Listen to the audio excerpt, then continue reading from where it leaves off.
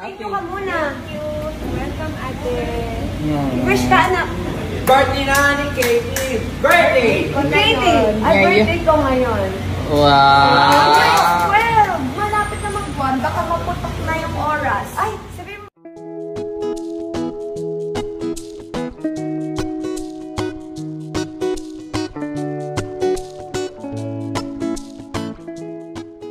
Anak ni na Katrina Halili at Chris Lawrence na si Katie, 13 years old na. Isa itong espesyal na milestone para sa kanilang onika iha at hindi rin nagpahuli ang mga mahal sa buhay sa pagbati at pasorpresa.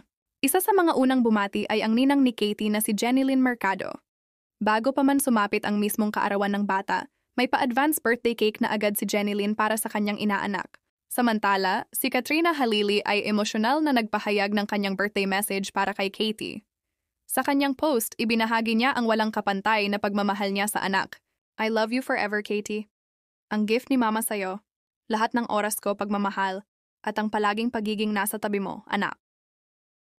Ginigising mo may kutsilyo. Oh, ano ba yan? Yan, pa-video ga.